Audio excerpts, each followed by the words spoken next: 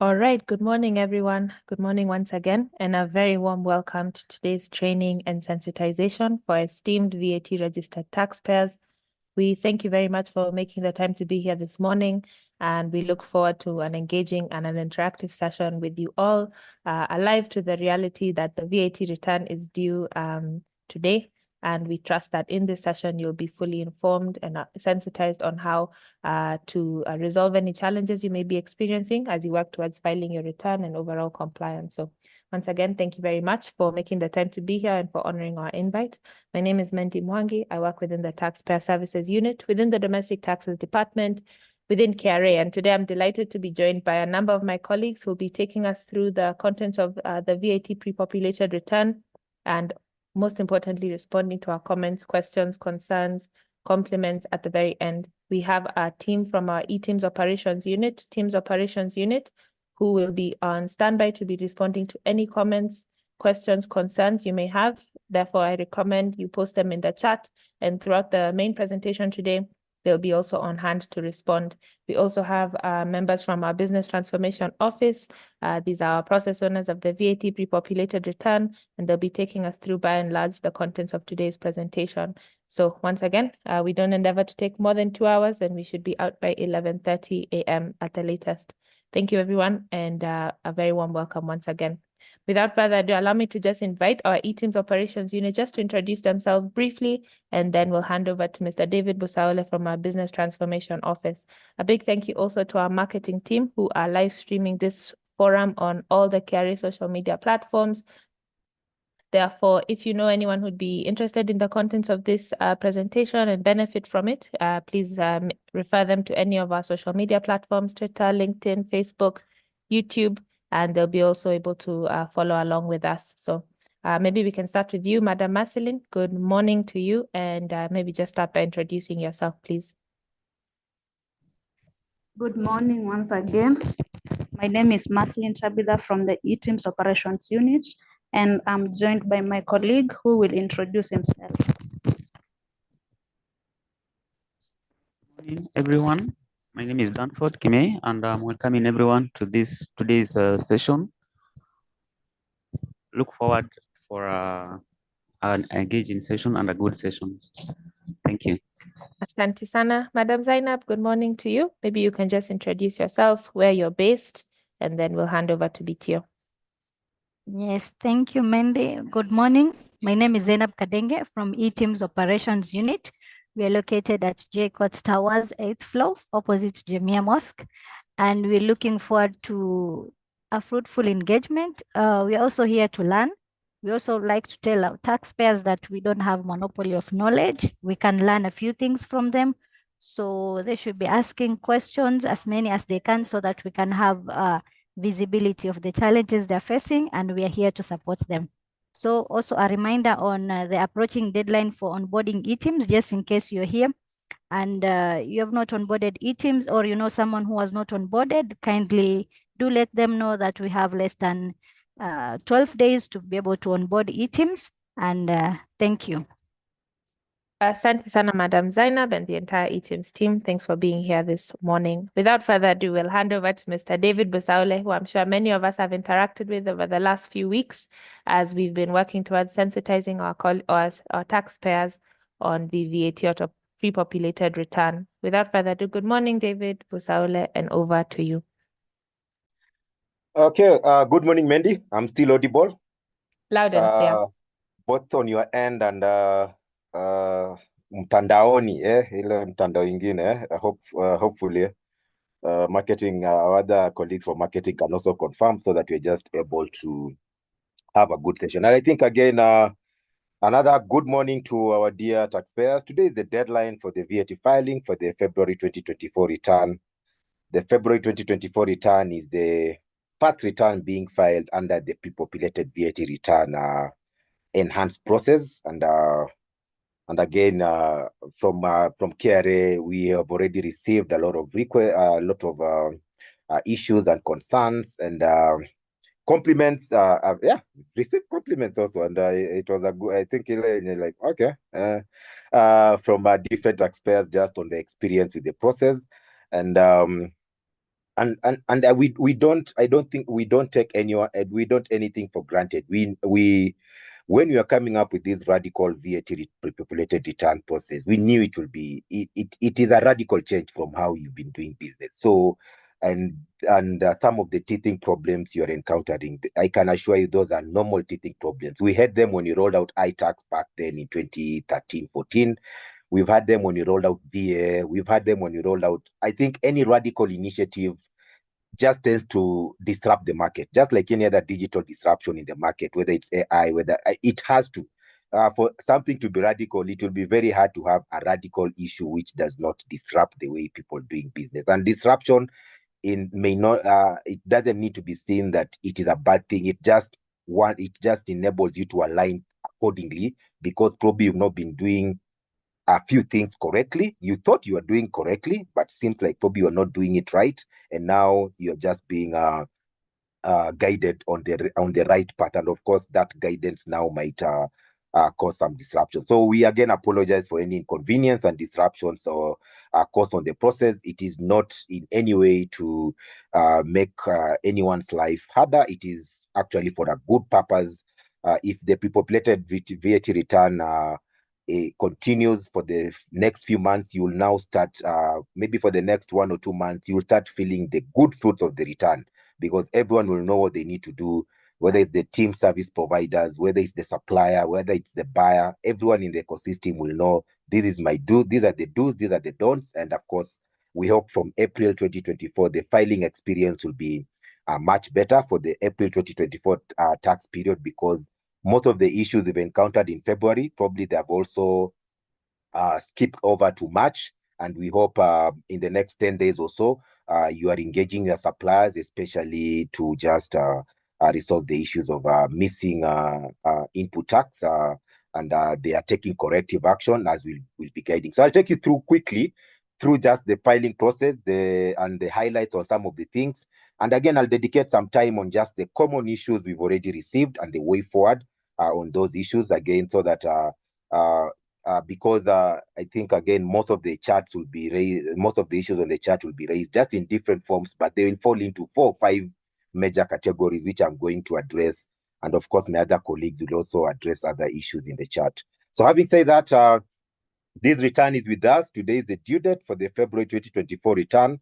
We encourage those who are yet to file, please, after this training, go and finalize and upload your return, make payments, and we keep working together even on some issues which could be pending, because I think we'll already have given guidance. And in case you still need further clarification or hand-holding from KRA will continue working with even after the due date. But again, it's important that unless your situation or scenario is very unique in a very extreme way, we encourage everyone to file the return, especially the ones who have missing input tax, because you can recover the input tax by engaging a supplier. But we'll talk about that, I think, as we go through. So the pre-populated VAT return concept, a very simple concept. It's only that in this transition month, it looks like it's a very simple concept, by the way. What the pre-populated VAT return requires from a supplier is we just require the supplier to issue an invoice through Teams or eTeams. And once they issue an invoice through Teams and eTeams, if you are a buyer who is going to claim input tax, or even you are going to claim allowable expenses in your income tax return, whether you are VAT registered or not, we expect you as a buyer to provide your PIN to all your suppliers, so that when they're issuing their invoice through Teams and eTeams, they capture your PIN as the PIN of the buyer. Now, once they have captured the PIN of the buyer, your PIN as the PIN of the buyer, because you're in business, whether you are VAT registered or not, but you're in business, because this scope of electronic invoicing has been expanded from VAT to now income tax. So we can't even fail to mention the two of them at the same time. So meaning the scope of electronic invoicing means any business expense you incur, you need to provide your PIN to the supplier for them to capture your PIN on the invoice, which is being issued through Teams or eTeams, Teams or eTeams, especially for VAT registered suppliers, but of course, eTeams only for non-VAT registered suppliers. And then it is transmitted to KRA. And of course, now in the back end now, we now start availing these cells to you in the pre-populated return. For your respective customers, we also avail the purchases in the respective return. And now the filing process, ideally, if everyone does the right thing, each captures the PIN of the buyer where applicable, transmits the invoice details to KRA together with the PIN of the buyer, because I'm insisting on this because this is the major issue affecting most of you, because the invoice details which were transmitted to KRA, they did not have the PIN of the buyer, meaning there is a configuration, a gap on your invoicing system where you capture the PIN of David on the invoice. You issued David with a manual invoice with their PIN there, but when you transmitted the invoice details to KRA, your invoicing system dropped the PIN of the buyer, and when now the invoice details were pushed to the control unit, we did not consume the PIN of the buyer. And of course, now for you, the sale came to KRA as a sale to a final consumer, and of course, to the buyers now, the input tax is not it's not available in the VAT return. So those are some of the issues. But again, let's just start now the process. So this filing will start. That is basically we are validating sales on one side. We are also validating purchases on the other side, and of course other controls are also coming in on. So the main controls are just on sales and purchases, and also I'll be mentioning them as we go through. So we request for your indulgence in this, because today being the due date, we are going to clarify all your issues which you've received. Is only that they appear in different formats, but I think there are probably about 5 major issues affecting the VAT pre-populated return. So let me share my screen at this point, so that we just go directly into the filing. Share screen. Mandy, what is available is the iTax login page. Yes, correct. Not the login page, the home page. Oh, rather the profile. Sorry, sorry. Yeah, so you log in. You've logged in now as a taxpayer who is VAT registered.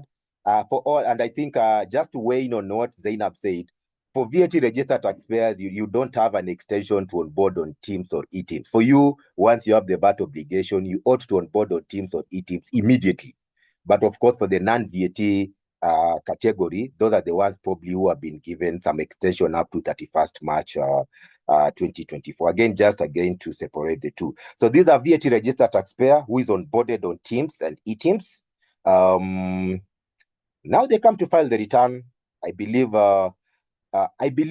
most of you did not download the return on 1st of March, and you've just sat back with that return, because again, we are doing incremental changes to your return as and when we receive new data which will help you to claim more input tax, as and when we receive more imports which can help you claim more input tax, as and when we receive more Section F DST input tax. So please, you may be encouraged to download probably your return for the last time to just take advantage of any incremental changes, because we also are aware you are talking to some of your suppliers. Probably you may not have transmitted. Maybe now they have connected their devices to network, and those cells have been transmitted, and now it's available to you. So again, please log in to have login to have you can log in to download a new, in case you've been following up with some of the suppliers, but in case maybe your issues cannot be sorted out by 20th, then you can still use the file probably you downloaded yesterday or 2 days ago. Especially for the we might encourage you use probably a file downloaded from 18th, because there are some updates we did relating to zero rated and exempt sales. So this taxpayer logs in, comes and select the VAT obligation. The filing process similar to what you've been doing before. Have I clicked on next? Okay.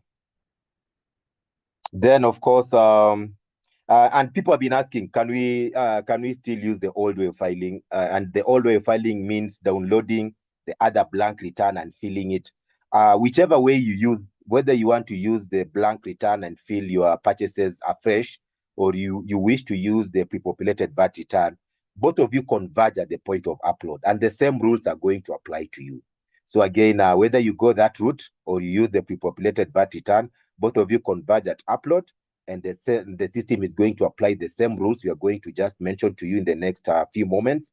And hence, it now defeats logic to go the long way of you coming up with your own CSVs, only for probably the system to reject some of the purchases because they are not in the pre-populated VAT return. So again, it makes logic that you ought to use the pre-populated VAT return because it simplifies your return filing process in such a way that some details are already available to you, which you don't need to probably start filling, and you'll see that as we go by. So this taxpayer will come and download their auto-populated VAT return.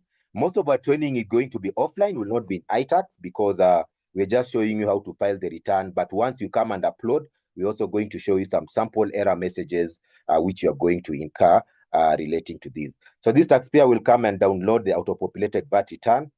You just click on download auto-populated. Do you want to download the pre-fill form? You can say okay. So that becomes just the process. Once you've downloaded, the file will be downloaded. Probably I can just go to the file directly because of time. I can download a return. Sorry. I don't know what is this. Sorry. So I can download the return. So you've downloaded, you've gone to, do you want to download the pre-filled VAT return? You've said yes. Then the zip file will be downloaded. Once you go to the zip file, you'll find the Excel return and also another smaller zip file, inside the main zip file, which will have the CSVs. Of course, the first thing we're encouraging you is to download the actual return. You might get this runtime error 1004. That's okay. Just save, because this return needs to come pre-filled with the PIN and the type of return and other things. Then, of course, that runtime error 1004 basically means your macros have not been enabled correctly. So you can just come and save the return. You can come and save the return. Let me maybe give it a name.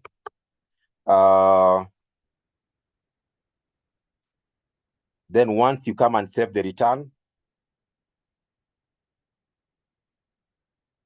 you are required to close the return. Sorry about this. Sorry. You are required to close the return. Then now you'll come to downloads and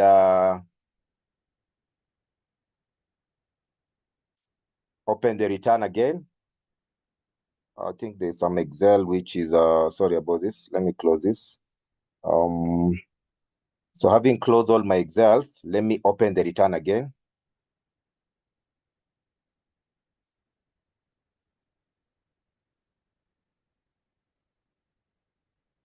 The return now, of course, downloads with certain information, of course, probably relating to certain already pre-filled cells.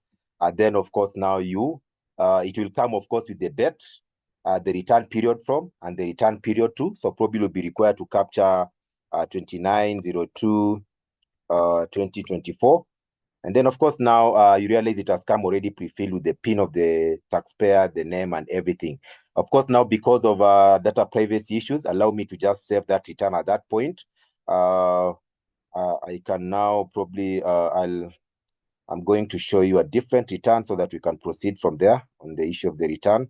So we can come now to the return and download, I'll open a different return, which has already been saved so that we can continue training from that point. So that we don't expose any person's data relating to the specific details of the return. So once the return has come with the return period pre-filled, PIN already captured, type of return, entity type for you, the return period mostly will be February 2024. We go through quickly on what the return has already pre-filled. I think let me probably open the other one, just a minute. I think there is another one I need to, let me use this other one.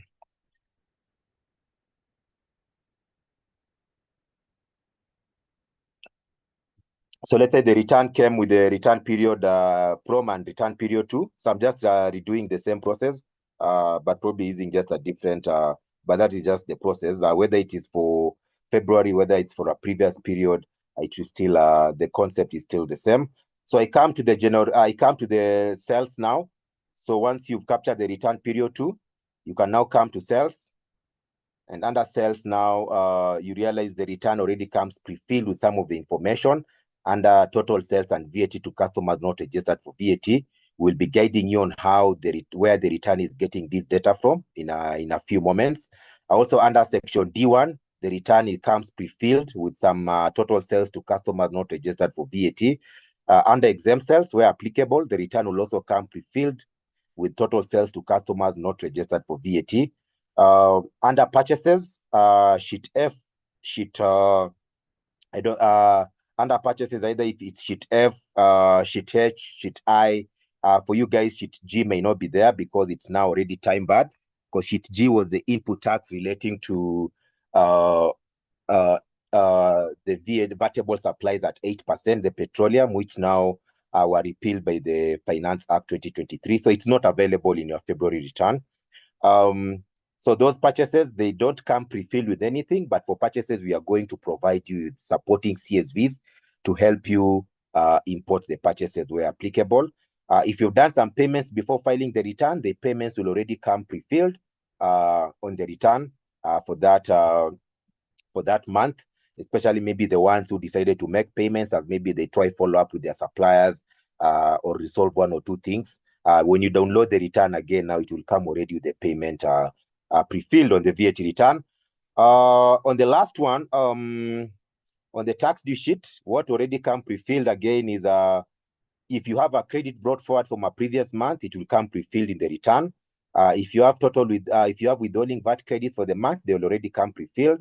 If probably you've applied for a refund in the same month, it will also come pre-filled in the VAT return. In case you have received a credit adjustment voucher or an inventory approval order, it will also come pre-filled. If you have a debit adjustment voucher again for the month, it will come pre-filled. So those are some of the information. Again, the simplification aspect is you don't need to keep checking this data in the previous return or uploading for you to be told that you have a CAV. So we already are validating some of this data and availing it to you. And if you use this data the way it is, you'll never get an error message telling you the credit brought forward is erroneous, the withholding VAT credits are erroneous, the refund claim is erroneous, the CAV and the DAV are erroneous, because KRA has already validated them and pre-filled them in the VAT return. So having gone through the walkthrough on the return, allow me to go to the CSVs. We want to focus more on the Q&A and the issues which have arose, because I think this process we've really taken you through, especially towards the end of January up to and early February, even before we moved the effective date of the pre-populated return from January to February. So again, so yes, so we want to just go quickly through the return, but also we don't want to lose anyone. We don't want to lose we may not wish to not fail to address and clarify maybe some of the emerging issues which are coming at the respective at any of the respective sections of the VAT return. So having said that, we can now go to the CSV. Now, when you go to the CSV and you open the CSV will open up, and that's how the CSV, that's like a sample CSV of a taxpayer. We are not saying all of you are going to have all these respective sheets. Some of you might have a few of them, but again, these are good case to use because it kind of has almost all. It kind of has a representation of all the respective fields, sections of the VAT return. So as the VAT return is designed, it has sales, it has sheets, it has sections for sales, it has sections for purchases. So as you all know, section B, section D, and section E relate to sales. Under sales at 16%, sales at 0 rate, and sales exempt sales respectively. And of course, section F is purchases at 16%. Section H is 0 rated. It is 0 rated purchases. Section I, they are exempt purchases. And of course, we can also have section F for imports and section F for DST. So we're going to explain all of them because some of you are affected in one or another. So section B, let's start with section B, without PIN and non-VAT. Now, this section B without PIN and non-VAT, these are the sales you made in the month of February. You issued an invoice through Teams or eTeams. You transmitted the invoices to KRA, but the buyer either never provided the PIN to the supplier, so meaning the invoice does not have the PIN of the buyer, or secondly, the invoice has the PIN of the buyer, but the PIN of the buyer does not have a VAT obligation. So those are the two categories which are mapped to the CSV for section B without PIN and non-VAT PIN. It means these are sales to your final consumers Your final consumers are of two categories. David walked into Chandarana, bought some things, Chandarana supermarket, bought some few things. I left because they're for my own consumption. I never gave Chandarana my PIN. So of course, I'll appear under this section B without PIN and non-VAT. On the other side, David is a person who is registered for VAT. I went to Chandarana. I told them I'm a VAT registered customer. They captured my PIN in the invoice. They transmitted the invoice details with David's PIN. And this second category of final consumer, there is a PIN, but it doesn't have a VAT obligation. Sorry about that. So this second category of final consumer is David is in business, but maybe I'm a doctor.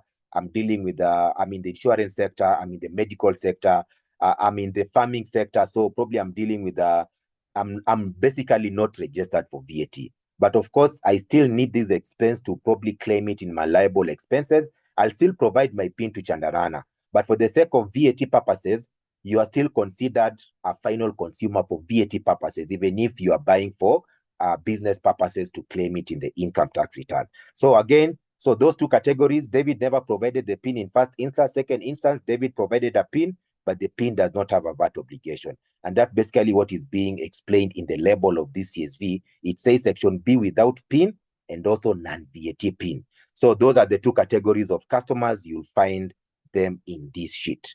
And when I'm still there, please note also, we've seen, but I think I'll address it on the emerging issues. Maybe let me not mix the two so that we just have a happy path through the training.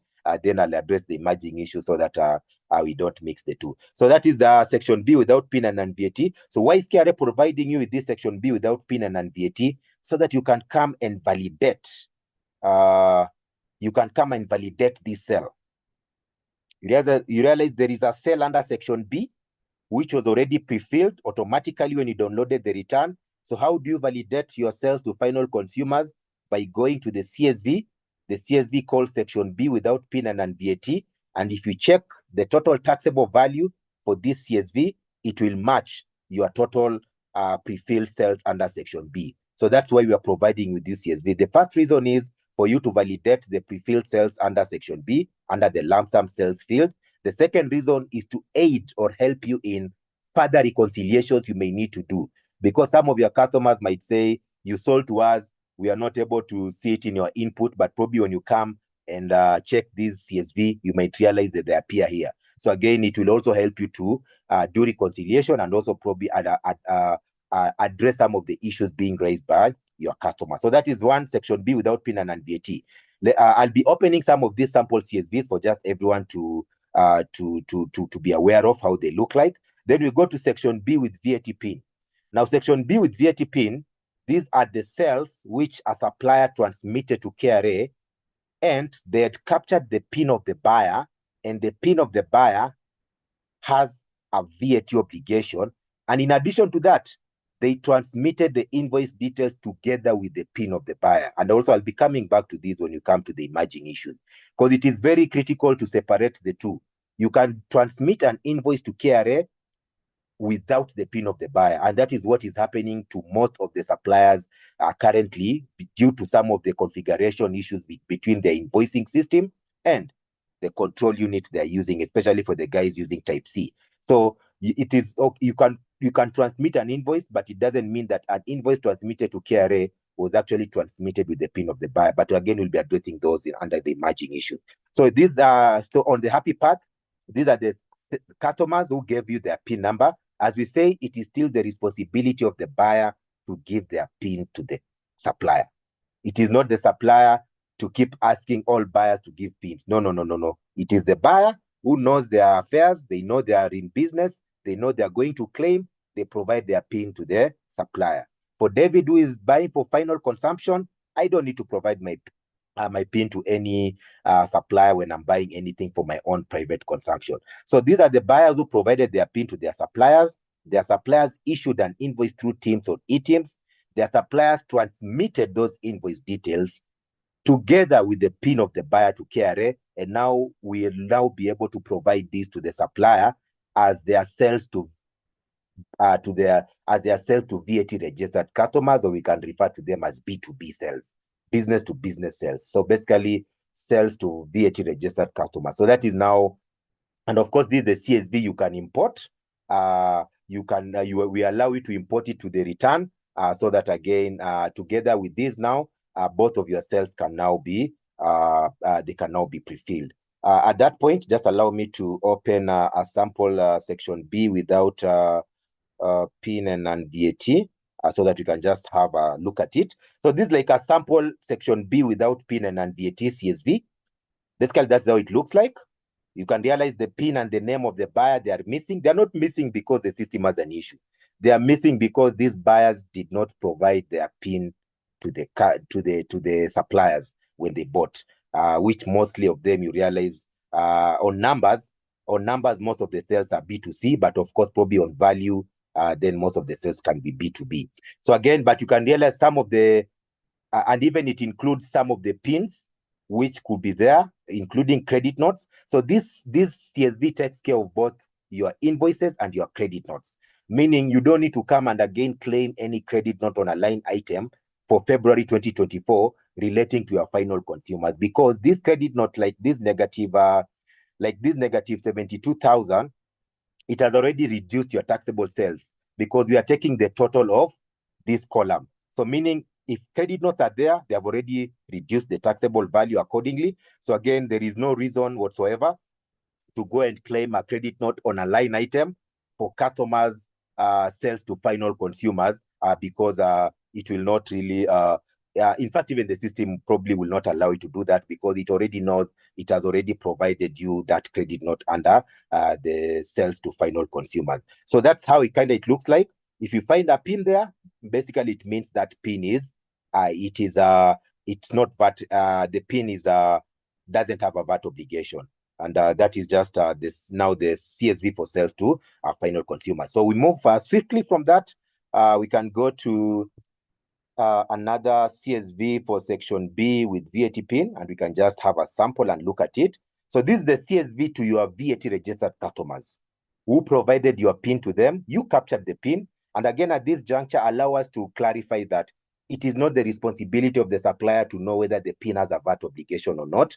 Those checks, those analytics, we are doing them in the back end. What we request the supplier to do is, if a buyer provides a PIN to them, they capture it. And if they capture it, we'll check in the back end and confirm, does this PIN has a VAT obligation or not? If it has a VAT obligation, we now consolidate those cells under section B with VAT PIN. So again, that is what happens in the back end. And so there is, and as we say, the responsibility of the supplier is just to issue the correct invoice and transmit the invoice details to KRA, and every other process in the VAT pre-populated return ecosystem will fall in place with no issues whatsoever. So again, these are now how the cells look like. It has the PIN, it has the name. Again, something to note, in the pre-populated VAT return, we are purely using the CU invoice number. We are not using the trader invoice number at any one point in the filing of the VAT return. So you might have an invoicing system which generates invoice number 1, 2, 3, but you'll still be required to pass the same transactions through the Teams or eTeams device or software or solution you are using, so that the unique CU invoice number can be generated. And again, we are encouraging that we should not have a gap. Please avoid having a gap between when you issue an invoice in your accounting system, whether including even a manual invoice, together with when you actually issue the invoice through the control unit or the KRA Teams or eTeams device or software or solution, depending, especially the ones probably you might be having solutions which are not tied to the invoicing system. So please ensure no gap. We don't wish to have a case where you're issuing an invoice today and then tomorrow is when you're issuing an invoice through Teams. They should always try as much as possible to have them issued within the same month, so that again, you don't have a lot of reconciliation issues going forward. So these are how the cells look like. Again, if you have any invoice, if you have any credit notes relating to VATable VAT registered customers, they'll also be there, and they will come together with the relevant invoice date and the relevant invoice number and the amount and everything. So again, it's a return which is doing its own adjustments, self-adjusting mechanism to take care of both the original invoices and the credit notes at that point. So those are just for sales to VAT registered customers. That is how the CSV looks like. And of course, at this juncture, we can even import this cell so that we can just start building our return accordingly. So we can import, sorry about that. We can import our section B. Let me see, section B. You can import our section B with VAT pin CSV. Oh, sorry. It's already open. Sorry, I'd forgotten that. Please note when you're importing again, this is a good, when you're importing, please note you must close the CSV. So let me just close the CSV first. Then you can now import it. Do I need to save? I don't think I've changed anything there. So maybe I can just say don't save. Then I come to import CSV. I think it's section B with section B with the VAT pin. I think that should be the CSV. So I can import it. Now we can continue making further adjustments on the cells. Then we go to purchases. So on the cells again, so once you've imported, your cells now are on two. Your cells are now coming in two forms. For some of you, for others, it may just be sales to final consumers. Others, it may just be sales to VAT registered customers. It's not that you must have both, but ideally you can still have both, where you're having sales coming from VAT registered customers, and also you're having sales from final consumers.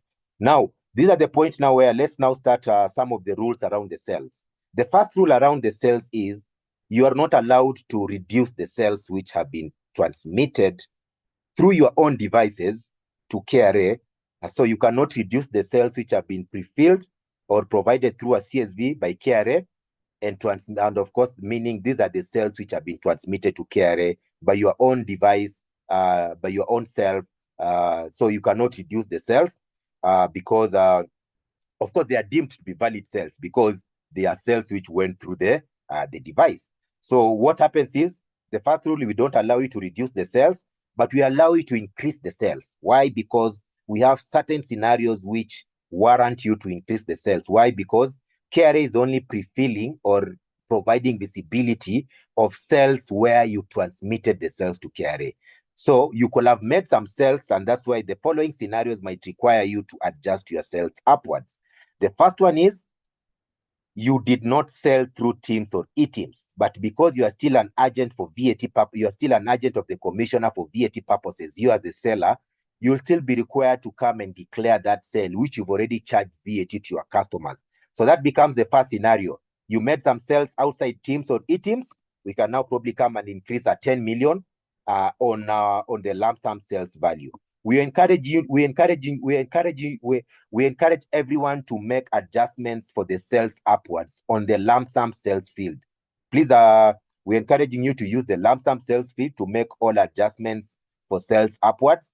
I know probably this month you might be allowed to add a line item, but going forward, we are going to restrict line items purely to invoices which have been transmitted through teams or e-teams. So we encourage everyone to make adjustments, make upward adjustment for sales using the lump sum sales fees, like the one I've done. I've moved my 100 to 110.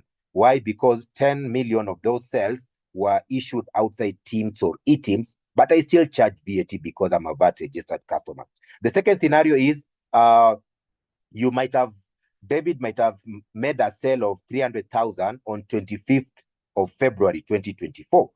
But because I'm filing my return today on 20th, maybe there was an issue with my device or something. So my device or anything, so there could be an issue that I was not able to transmit that sale of 300,000 to KRA. So what happens is David will be required to come and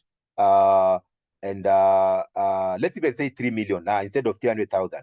Let's say even it's a 3 million. It's a 3 million sale. So we are moving from again 110 million. Let's say maybe to 113 million. So David did a sale of 3 million on 25th of February 2024. By today, when David is filing the return for February, David has not transmitted that sale. But again, in all aspects, that still remains a February sale. You'll be required to adjust your sales upwards so that you take care of all your sales, including the ones you did not transmit for February, and also the ones which were sold outside teams or e-teams. So that for sales, you just do one adjustment for all your sales so that you don't need to keep on making adjustments. Someone will ask, then what happens when what happens when it comes to March? Will the sale of February 25th transmitted in March appear in the March sale? The answer is no. KRA is using the invoice date to pre-fill your sales. We are not using the date of transmission to pre-fill your sale. So a February 25th sale transmitted on 21st of March after David has filed, it will not appear as a March sale. It all remains as a February sale. And of course, also KRA has already put in place a necessary corrective action, because from the reports we have, we'll be able to know when you filed the return, when some of your sales were transmitted after filing the return, and our account managers will be able to confirm and take corrective action on anyone who will not have captured the late transmitted sales, even which were transmitted after them filing the return. And that's why we're encouraging you, please declare all your sales at once, whether they were transmitted to KRA or not, whether you issued an e-teams invoice or not, though we don't encourage you to keep on, but maybe there could be a valid reason to why you made a sale through an alternative approach. You need to declare all those sales through the system, so that again you can be able to declare. So those are some of the scenarios. The third scenario could be David has huge volumes, meaning David is selling to more than 75,000 VAT registered customers, meaning I have more than 75,000 unique invoices to VAT registered customers. Yeah, as you're all aware, our return only allows you to upload a maximum of 75,000 line items under Sheet B and Sheet F. Under Sheet B and Sheet F, we allow a maximum of 75,000 line items. Amongst all the other sheets, we allow a maximum of 50,000. But that should not again be a point of concern, because whether you lump up the sales or you declare them on a line item, they do not, whether you lump up the sales for the extra 75,001 to invoice number 200,000, which were issued to VAT registered customers, it will not stop them from claiming input tax, because the rules on claiming input tax are totally different from how you declare your sales going forward. So that is the third scenario. So David can come and again increase probably my sales by another probably 20 million, maybe now to 100 and it was 113, so we can come to 133 million. So again, why? Because now I've added another 20 million, which is the total of my sales to my VAT registered customers in excess of 75,000 line items, assuming I'm intending to declare the first 75,000 on a line item. Then I pick the total taxable value from 75,001 to 800,000 invoices to VAT registered customers. I still adjust them using the lump sum sales value. So those are the rules on sales. I'll come back to the emerging issues around sales so that we don't confuse, we don't mix up the two. Let's go now to zero rated sales quickly. The same rules again on Sheet B will apply to Sheet D, where if you're having, if you've done some sales to VAT register to final consumers and they're zero rated supplies, they'll come pre-filled under Section D1. Also on some of the emerging issues I'm going to cover, I'll cover issues around the issues of exempt and zero rated and what we've already done to resolve some of those issues where there was some misclassification of sales between zero rated and exempt, which we've already resolved. And if you download the return, it should have the correct sale. So again, for the zero rated supplies, we'll have Sheet D1, and which has zero rated supplies, both it could be local, it could be by virtue of exemption, they could still be exports. I'm also going to capture why some people are having some challenges around exports among the emerging issues. But again, these are just how it pre-fills. And again, you can still have zero rated supplies to final consumers, like in this CSV. You realize in the CSV, we have Section D1 without PIN and VAT. So of course, this is a CSV used to validate the pre-filled sales under Section D1.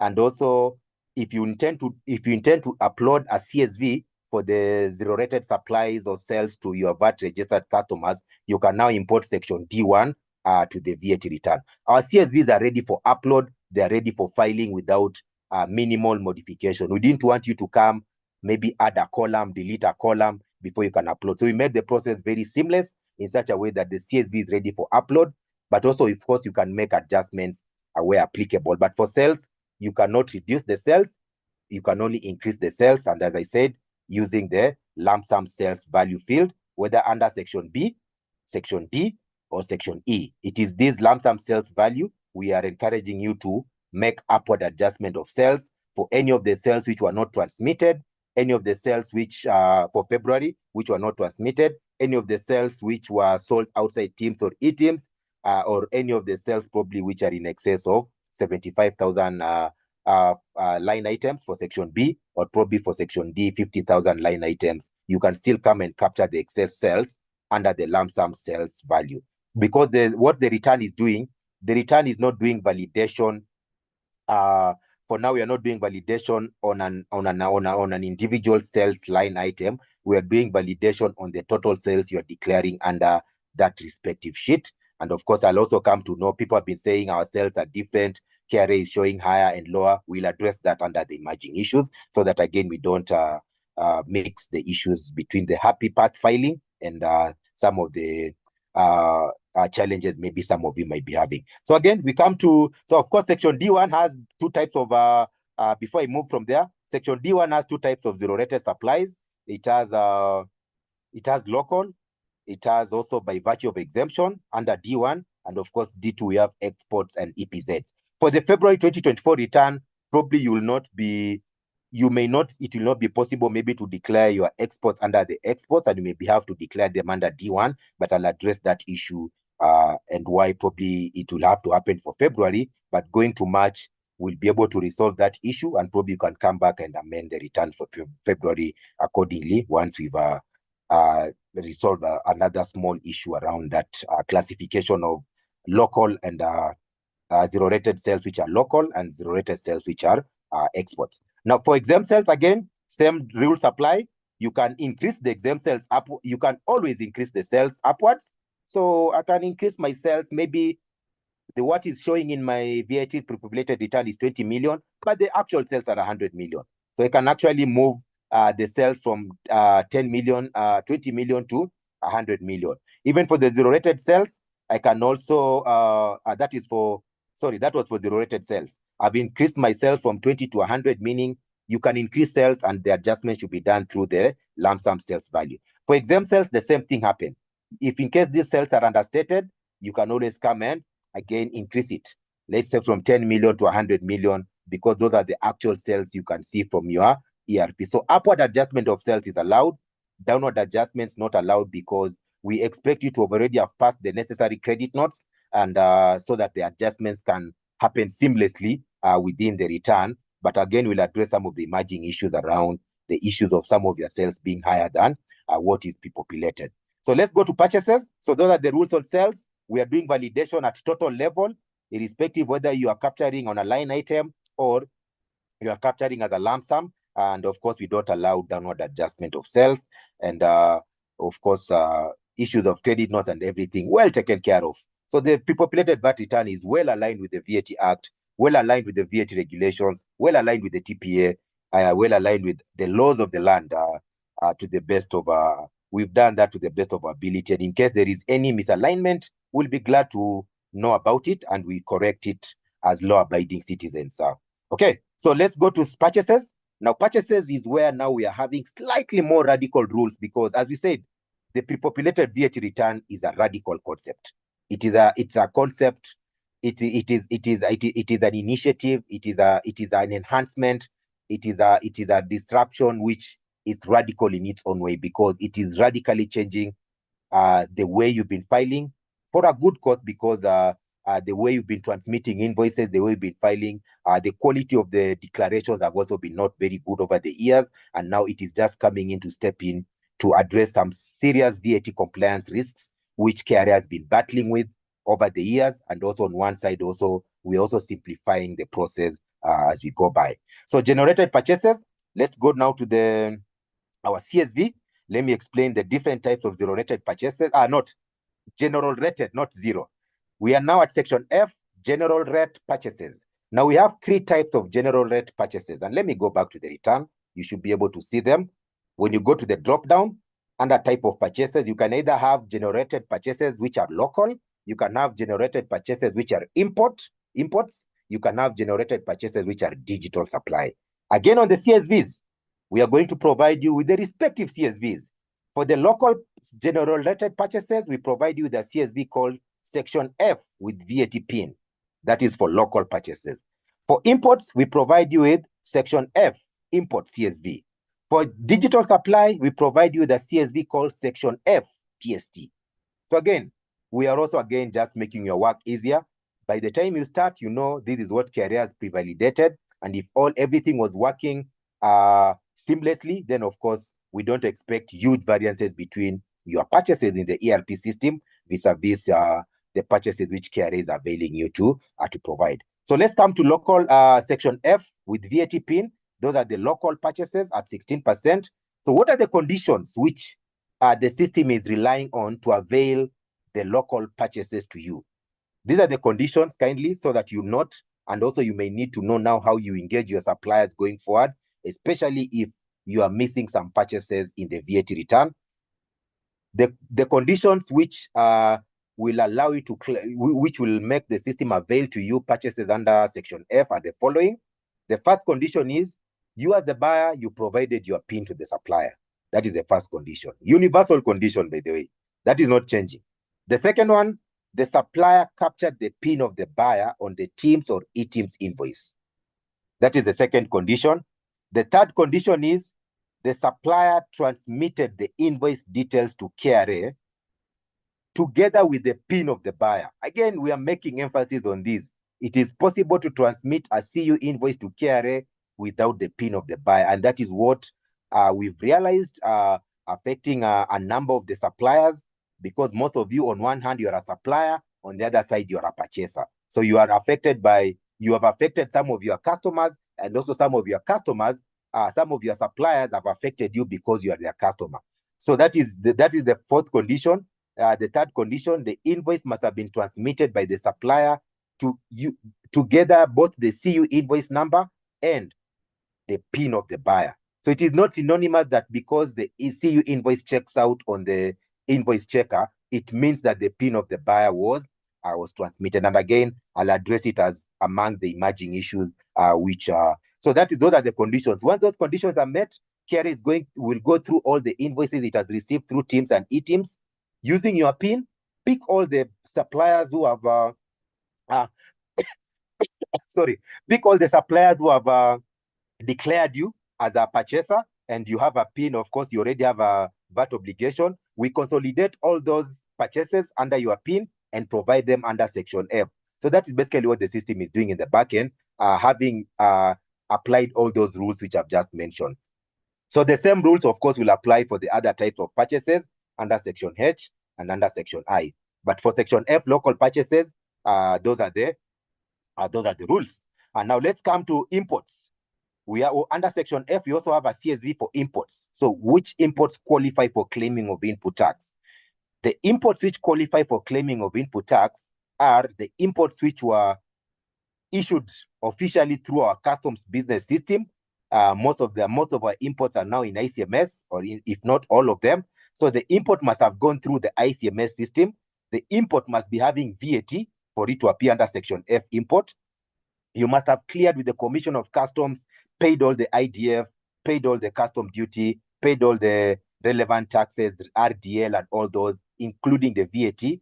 And the last condition, which I think most taxpayers are missing out, which is a conversation, again, probably you need to keep on having with your clearing agents, is the status of the import in the ICMS system must be settled or removed. Those are the only two statuses in the ICMS which iTax can consume those imports and avail the imports to you for the sake of claiming. So you might already have taken possession of the goods. You might have imported the goods. They have already left ICD in Embakasi, the ICD rather in Nairobi, or even a CFS, or even the port at Mombasa. You already have the goods in your godown. But because those statuses have not been updated accordingly in the ICMS system, those imports, technically, they don't qualify for claiming of input tax. And of course, the solution is you follow up with your clearing agent or any of the nearest custom office. They should be able to help you in updating there, or even your respective account manager. They can escalate the issue to the respective customs team, and they'll be able to update your status to settle or removed, and you'll now be able to claim the import under Section F. Going to Section F, DST. This affects very few taxpayers in the economy. If you're having Section F, DST, CSV, it means you are dealing with the non-resident digital service providers. So if you're having Section F, DST, it means you are dealing with the non-resident digital service providers, the likes of Amazon, the likes of Spotify, the likes of Netflix, Microsoft, YouTube, Meta, Facebook, wherever, with their own different affiliations and different holding companies. So if you're dealing with any of them, and let me give an example. Let's assume David is running an advert on Facebook. Facebook is owned by I think, a company called Meta. So what will happen is Facebook is registered in Kenya. It has a PIN number because they were required to register under the DST category, and also they have a VAT obligation under the simplified VAT registration mechanism. So Facebook has a PIN in Kenya. Facebook is filing VAT returns, declaring all their sales to their Kenyan customers, whether B2C or B2B. So when you're dealing with the non-resident digital service providers, if you intend to claim any input tax from them, please note that you will be required to provide your PIN to them. You'll be required to provide your PIN to the non-resident digital service providers, so that Netflix can separate David, who has a Netflix account for my house, and probably you, who has a Netflix account for the business. If maybe I'm just using that as an example. So what will happen is when Netflix is filing their VAT return, they'll declare David on a line item if David has provided their PIN, and their PIN, of course, has a VAT obligation, meaning David is going to claim the input tax from Netflix or even from Facebook for the advertising expense. So when they declare you on a line item and they file the return for February, we are going to avail that input tax to you under Section F, GST. So that is how it kind of works before you get the Section F, GST. The non-resident digital service provider must declare you on a line item for you to be able to have. So if you've interacted with them and you are missing Section F, GST, two things have happened. Is either the non-resident digital service provider has not yet filed the return for February, so that we avail it to you, because for them, they're exempted from the provisions of Teams and eTeams invoicing. So meaning we cannot get their sales data through Teams or eTeams. And that's why we are relying on their return to declare you on a line item. So having said that, Section F, DST becomes the only purchase which is dependent on the supplier declaring you on a line item for you to qualify, claim the input tax from your end. So again, those are for purchases. I don't think we have so many other issues on Section H, Section I, and Section E. So just allow me to open a sample purchase CSV. Then we go and probably wind up on some rules on purchases. Then we can go to the common, we finish the filing process and we go to the emerging issues. So let me come to Section F. Section F. So let's assume you have both. Let me just open that for the sake of training. So this is how your Section F can be built up. I think not this one. Sorry about this one. I think I've opened the wrong one. This is how. Let me open the correct Section F. Sorry about that. Section F. Oh, it's here. Section F. We have imports. We have with VAT PIN. So let me open with that. I think still not that one. I don't know. It's just a minute. I get it. Section F. Oh, I've got it. So these are sample Section F. These are sample Section F CSV, meaning your suppliers have ticked all the boxes I've just mentioned. They issued an invoice through Teams or eTeams. They captured your PIN as the PIN of the buyer. They transmitted the invoice details to KRA, and not just transmitted the invoice details, they transmitted the invoice details together with the buyer PIN. And again, will be, because that becomes the bigger cause of issues around this. So in realize Section F, local purchases, it has both the normal invoices, it has the credit notes where applicable, and you are able to, and of course, if you're having other purchases apart from local and imports. Then if you're having imports, what will you be required? You'll be required to import the imports, bring basically the imports to this. You'll be required to get the import details from the section F import. And also if you have DST, let me go to my DST. Let me open the DST. This is how the DST section F CSV looks like. So again, we are now trying to see if we can upload this return. So again, you'll be required again to pick this up. So you'll copy these DST transactions and copy them again and add them, because you are having 3 separate section F CSVs, so you cannot import them separately. So you'll go and combine them. So capture the local, capture the import, capture the digital. Then you can say, now these are, let me save it as section F total. Let me give it that word, so that you now have a CSV for section F, which has both local imports and local imports and DST. And of course, at this point now you can come and import it. Let me just make some changes. I think for you, you'll not have these. And of course, what I've not mentioned is on the invoice dates, on the invoice numbers, we've provided a character called a pipe. We've added a pipe to all invoice numbers so that we resolve the issue of truncation of invoice numbers, especially the team's invoice numbers, which start with zeros. And that's why in all the invoices in KRA returns going forward, you'll realize that there is a pipe, a character added to each invoice number. But of course, once you import it, the pipe is going to be lost once you import it. So let me save now my total purchases. Then we go and wind up on some rules on purchases. Then we can now address the common. Let me close any CSV. Again, it is important to close any CSV. So let me come to purchases and import the CSV for purchases.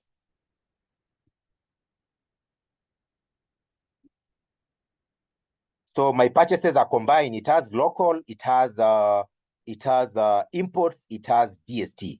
And I've combined them in one CSV. And now I've imported the CSV for, which, as you can realize, it has local, it has imports, and it has DST. So basically, that's how you go around with the filing. If you're having more than one CSV for a specific section of the VAT return, you combine all the section F CSVs to one and save them, and of course, import the consolidated CSV, so that you don't import local, then you come import imports, which overrides the local, then you come import digital supply. Now let's go to the other rated purchases or sales. Again, those ones you can import them if you wish. Again, this is just for filing process. You can come and import them. Not if you wish. If they apply to your business, please import them. This is just for training purposes. Of course, again, if you're having section I, you can import them. But let me import them. I know seeing is believing, especially in the Kenyan culture. Seeing is believing. So let's import some section H. Let me import some section H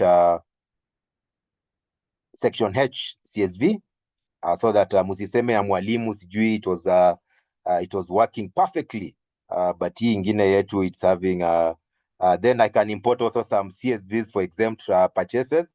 So mwalimu is leading from the front in leading the way. They say in Kenya, seeing is believing. So let me look for section I CSV. Is it section? Let me just see section I think. Do I have I? Okay, I think probably. So again, if you have section I, you can import. Probably I didn't have the one I've already prepared for training.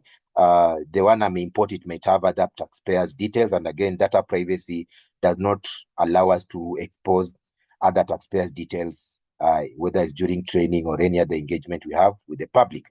So on the issue of so of course, you've now imported all your purchases. Something I've not mentioned on purchases. Now let's go to the rules around purchases. These are now the rules. I've already said what are the rules which make you qualify to have a purchase available in the pre-populated return. I said the purchaser must have captured your PIN. If it's local purchases, the supplier must have captured the PIN of the buyer. They must have transmitted the invoice to KRA together with the buyer's PIN. And of course, they must have issued the invoice through Teams and e-Teams. Now that becomes the condition for us to avail to you the local purchases. But you go or rather, and of course, for imports, I've already explained also the conditions under ICMS and also for digital supply. But you realize Section 17 still requires you to disallow certain purchases. So just because, again, KRA has exposed to you all the purchases, it is the responsibility of you as the taxpayer to know which purchases are disallowed or prohibited under Section F, under the Section 17 of the VAT Act. So because we've not put any control that it is mandatory to claim any purchase. So it is not mandatory to claim purchases under Section F. The only control we put in the system is it is mandatory to declare credit notes under Section F.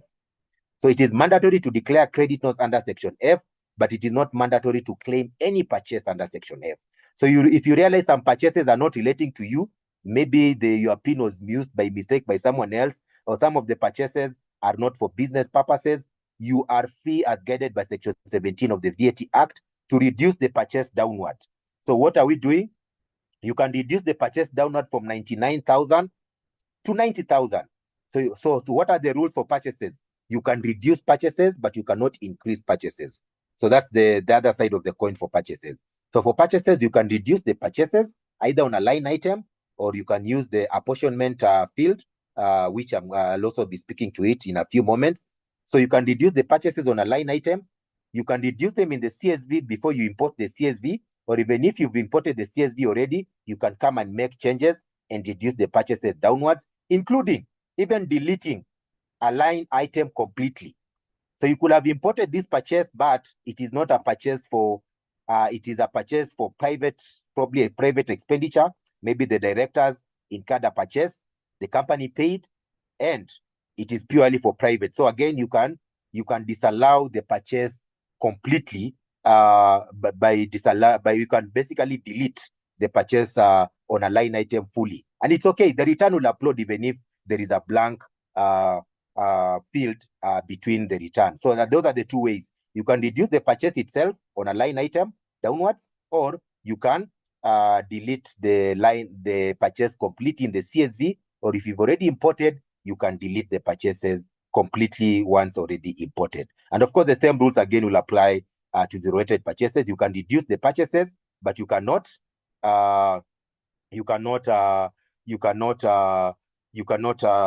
reduce the purchases, but you cannot increase the purchases. Now, something else on 6-month rule. Sorry, before I left that again. On the 6-month rule, the VAT return properly aligned to the 6-month rule, meaning we will not, the system will not allow any taxpayer to add purchases for February 2024. So purchases for February 2024, you'll not be allowed to add in addition to what KRA has already provided, unless it is imports, because imports is a bit different. Some imports might be missing in your Section F imports CSV, but as long as you've already followed up with customs and their status has been updated, then you can still be able to claim those imports, even if they are missing in the Section F import. But now for local purchases, the rules are you cannot add a new purchase for local purchase, neither can you add a new purchase for digital supply. But in line with the 6-month rule, because we are not forcing anyone to claim the purchases we provided to them in the same month we've given them, you can decide to claim part of the purchases in this month, and you can claim some of the purchases the next month. So what will happen is, come next month, you can come and add a row. So you can come and add a row and claim a purchase as long as it is within 6 months. And of course, it was transmitted by the supplier through Teams and eTeams. The CU invoice number is properly mapped to your PIN. The system will allow you to claim a purchase within 6 months. So what will be the rule? The rule will be, as long as the date is not for the current month filing. So let me give a date like 01. So you can even claim a purchase for February. You can even claim a purchase up to August 2024. What are we on purchases? Let me just see. What is the period we captured? Yes. 2023, sorry. So you can claim a return, you can claim a purchase in the February return even up to August 2023. So the 6-month rule is well delivered in the VAT return. The only conditions are the same conditions which apply to the current filing, claiming of input tax for the current period, are the same conditions which will apply to any input tax being claimed within 6 months. So again, whether it's a credit note, whether it's a normal input tax, whether it's an import, whether it's a digital supply. The same rules will apply as what applies in the current month's input tax. So yes, we allow you to claim a purchase outside this, with not for the current period, but within the 6 month. But you cannot add purchases for the current period because they will not have been validated. Okay, so let's go, because we need to wind up and now go to the commonly occurring questions. Then you can go to the Q&A. So those are the rules on purchases. Now, having said that you can do apportionment of input tax in Section F, or even you can disallow certain purchases completely in Section F, or even Section H or Section I, depending on whether they were private cause, they were whether for private or business purposes. You realize the return itself has the apportionment fields. So on the VAT due sheet, the VAT return has row 16 and row 17 purely to allow you to do apportionment of input tax, especially if you are dealing with both taxable and exempt supplies. So for those who are dealing with both taxable and exempt supplies, we allow you to come and either disallow the input tax attributable to exempt supplies in full, or apportion the input tax for common or shared input tax. So this is what happens. If you had claimed some input tax in Section F of the VAT return, if you had claimed some input tax under Section F of the VAT return, or even VAT under imported services where applicable, and it is an input tax attributable to exempt supplies, what happens is you'll be required to come and disallow it in full. So you'll come and capture the input VAT attributable to only exempt supplies. So it could be relating to 10 invoices, it could be relating to 100 invoices, but you've already claimed them under Section F. So you'll be allowed to come and knock it off as guided by Section 17 of the VAT Act. So you'll come and disallow the input VAT attributable to only exempt supplies. You'll also come and now do input VAT attributable to both taxable and exempt supplies. This could be the input tax from Kenya Power, utilities like Kenya Power, utilities like Safaricom, where you cannot attribute the input tax to either taxable or exempt supplies. So what does Section 17 of the VAT Act requires you? It requires you to apportion. So what happens? You'll come and capture the common input tax or the shared input tax from stationery, from repairs, from rent, from utilities, again, depending on your business model. And the return itself will apply the apportionment formula and disallow part of that input tax, especially if your taxable sales are less than 90% of your total sales. So if your taxable sales are less than 90% of your total sales, and they are more than 10% of your total sales, the return will do apportionment of your common or shared input tax. If your taxable sales are more than 90% of your taxable sales, the return allows you to claim the shared or the common input tax in full. And on the other side, if your taxable sales are less than 10% of the total sales, you are not allowed to claim input tax attributable for common or shared input completely. Again, that is guided by Section 17 of the VAT Act. Now, at this point, please confirm that the return is ready for upload. Confirm you've adjusted your sales upwards where applicable. Confirm you've disallowed your input tax where applicable. Now you're good to go. Validate the return and upload it. So that is the process on filing the return. So that's basically, we've tried to just be more detailed so that even you can address as many issues in the Q&A. And that's why I've taken probably about an hour, because I think I started at around 9:40.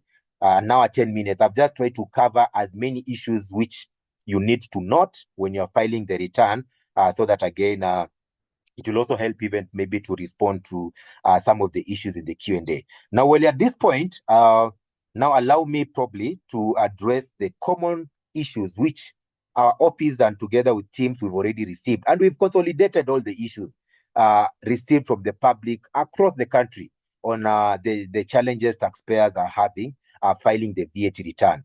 And the way for I'm going to mention them and provide the way forward to each one of them so that you can be aware of on the issue of how you need to really go forward on some of those issues. So the following are the main issues we've received from taxpayers touching on the VAT pre-populated return. We'll explain the root cause and also the way forward. The first one is just a minute.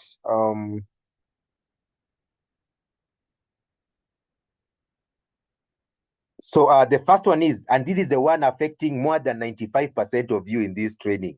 I mean, and even not 95% on numbers, but 95% mostly on the issues, which probably you may be.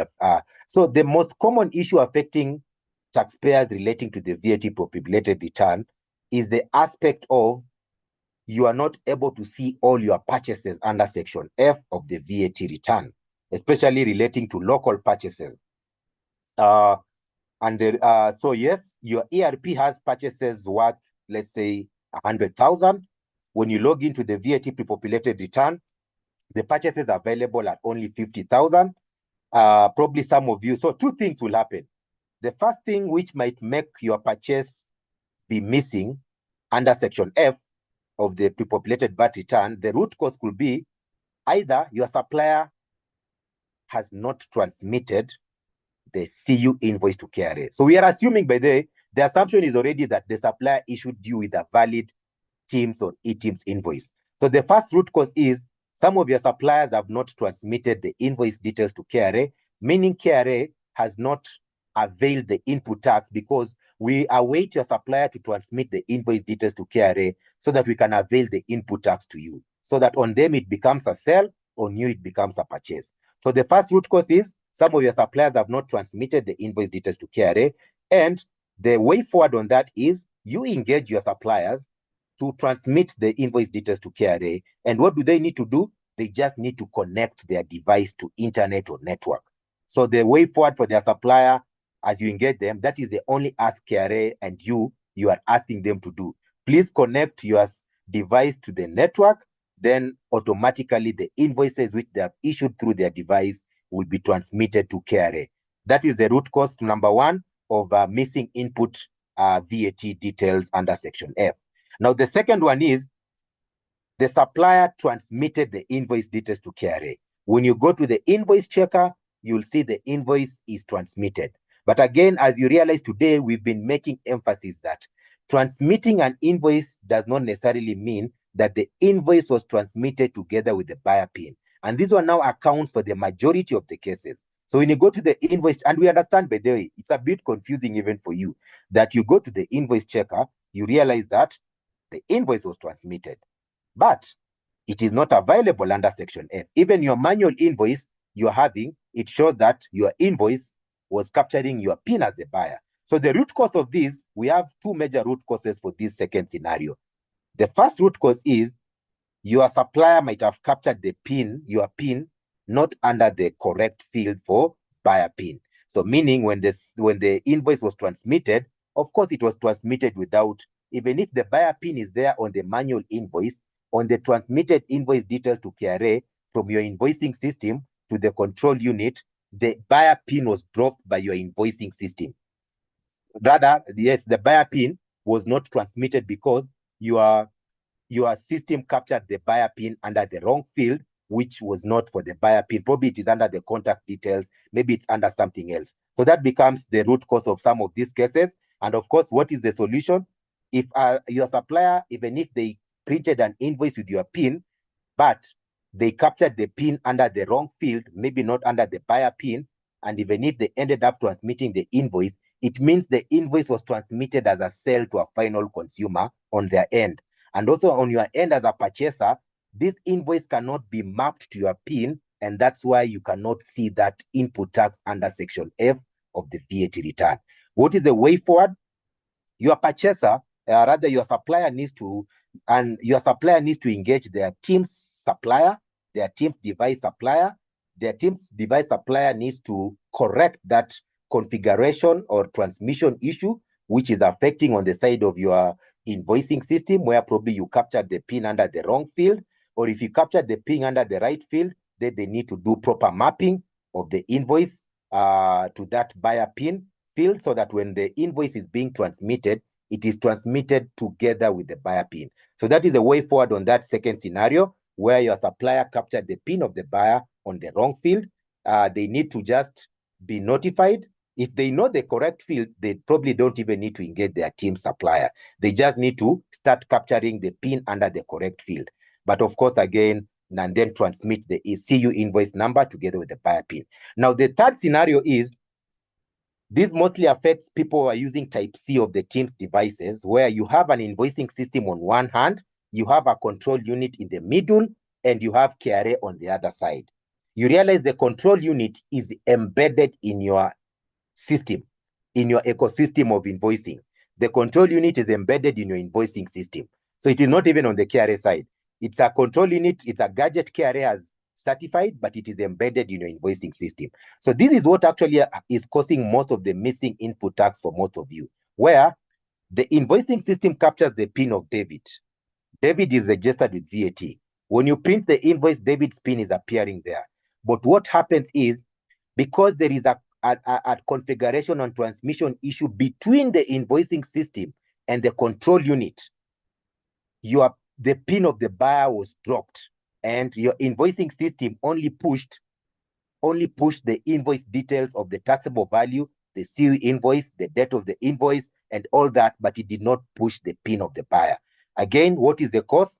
The cause is your invoicing system failed to transmit the PIN of the buyer to the control unit. Because if the control unit was the one which had a problem, then all the invoice details will not have been transmitted.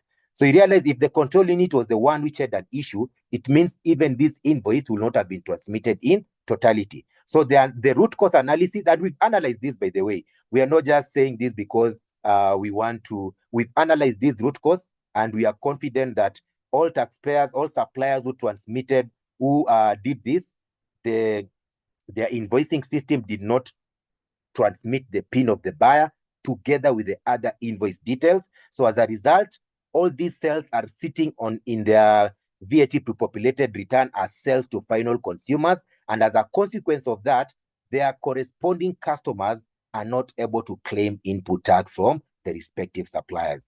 Now, as painful as it is, we've really explored and we've really tried to explore any possible better option around this. And unfortunately, as painful as it is, the way forward for this scenario is your supplier needs to resolve the configuration issue where the PIN of the buyer is being dropped, captured on their invoicing system, but it is not being transmitted to the control unit. So they need to resolve that configuration stroke transmission issue. Once they have resolved it, they need to reissue the correct invoices to their customers so that the customers can get these invoices in their return. And of course, when you reissue the invoice, it will be a March invoice. So meaning this input tax is going to be available in your March return and not your February return. And this is a painful transition issue, but I can assure you as KRA, we've put our heads together on how we can address this issue, and the best solution, which is basically will avoid any other data issues going forward, whether in the VAT return or the income tax return when you're claiming your liable expenses, will be the best solution is your supplier resolve the transmission configuration issue in the invoicing system. Once they have done that, they can even do one invoice and confirm that it has now transmitted with the buyer PIN. Then now they can reissue the correct invoices to the buyer as they reverse the previous invoices issued, because the sum of the invoices purporting to be issued to the VAT registered customers they're actually appearing as sales to final consumers, meaning there is nowhere in the KRA system that this CU invoice number is mapped to the buyer. The way forward is painful, and we agree, by the way, but it is a necessary way forward to correct this situation for February and March, so that come April we are on the correct path of filing and claiming of input tax. So the supplier needs to do that. But a word of caution to anyone who has been affected by this issue: for all those suppliers who are in this training, and even other suppliers you are representing, especially if you're accountants, please note that for this second scenario I've just explained, which affects most of the taxpayers, and it's the major cause of the missing input tax in the different taxpayers Section F CSVs, is the main, please note, when you are reversing the cell, please do not capture the PIN of your customer. Why? Because this sale was already transmitted as a sale to a final consumer. So the PIN of the customer is not mapped. And now with the new controls we have, if you capture the PIN of the customer, come March, they will be forced to claim that credit note, because when you're reversing, of course, you'll have to issue a credit note. So you're issuing a credit note, please do not capture the PIN of the customer when you're issuing a credit note for this scenario, because your sale was transmitted as a sale to a final consumer. So when you're issuing a credit note, just make reference to the CU invoice number only and reverse that sale. Come March, your sales, you're under section B without PIN and VAT, all your invoices, all your credit notes you've issued to reverse those erroneous sales which were transmitted without your customer's PIN, they will now be sitting under the sales to final consumer customers for March 2024 CSV. And then, of course, now you'll be required to reissue the correct invoice. But we don't want you to reissue the correct invoice if you've not confirmed that you've resolved the configuration and transmission issue on your invoicing system, which was making it drop the PIN of the customer when it is transmitting the invoice details to KRA through the control unit. So the step is, you as a supplier, ensure you've resolved that issue, the configuration or transmission issue, whether internally or contacting your team's supplier. Once you've done that, reissue the correct invoices to your customers and reverse the previously issued invoices which were transmitted without the buyer's PIN to KRA. That becomes now the way forward on resolving. And this is the major cause of the issues around this. So we hope we've explained this elusive question that I'm having an invoice checker. It is there. How come I cannot see it in section F? Basically, it means if an invoice has been transmitted, you can validate it on the invoice checker, but you cannot see it on your section F as a purchaser or as a buyer. It means the invoice was transmitted without your PIN.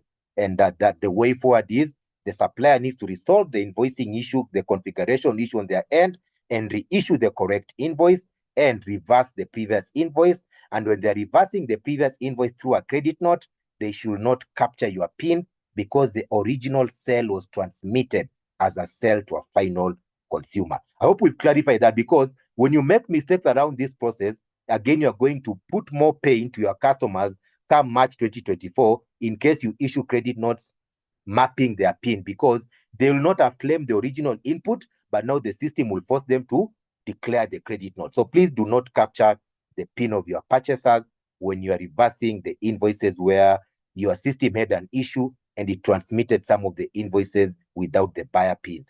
Reverse the invoice without capturing the PIN of the buyer. Just make reference to the respective CU invoice. I think we really needed to clarify on that point, because it's the major issue affecting the VAT populated return. And the way forward is suppliers recheck their systems, engage the team supplier, device suppliers where applicable, correct the issue, then reissue the correct invoices, so that the intervention is treated, the system itself has its own self-adjustment mechanism. Now, let me go to the third issue. We had an issue where people's exempt sales were appearing as zero-rated sales. Please note that issue was resolved on Sunday, 17th of March, 2024. That's now the third major issue, where exempt sales were appearing under zero-rated sales, D1. What you've done is we updated the rules on how we are pre-filling the various CSVs, because initially what was happening is both the zero-rated and exempt sales were being transmitted with a 0%, with a zero rate to KRA. So if you use the rate, of course, now exempt sales were appearing as 0. But now we changed the rules, and now we are specifically using the specific codes under exempt and zero-rated. And now that is what is being used to separate the sales between zero and exempt. So people had that issue. Please note it has been resolved. What you need to do is log into iTax and download a new return. You'll be able to see the separation between exempt and zero-rated supplies. So that's the third main issue. I think, is it the second or the third? I think the second main issue affecting the VAT pre-populated return. Now, the third issue is those people who are having now the correct zero-rated sales in their sheet D, but the zero-rated sales are relating to both local and exports. Again, we have an issue with those taxpayers. So what you're advising those taxpayers is, please file your zero-rated supplies under D1, whether it was local, whether it was virtue of exemption, whether it was exports to Uganda, whether it was exports to an EPZ.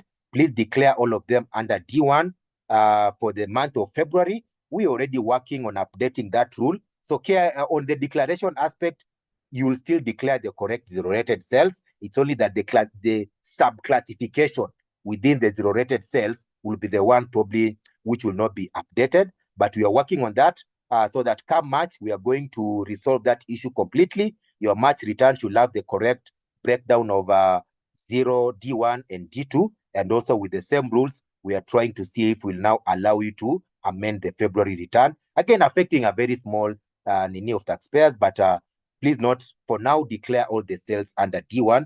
Do not reduce the D1 cell and come and capture some cells under X post, because when you're uploading, the return is validating the total zero rated cells under D1. It is not validating the total zero rated cells under both D1 and D2. So again, please note that and be able to file your VAT return on the issue of zero rated. So I think that's the third main issue.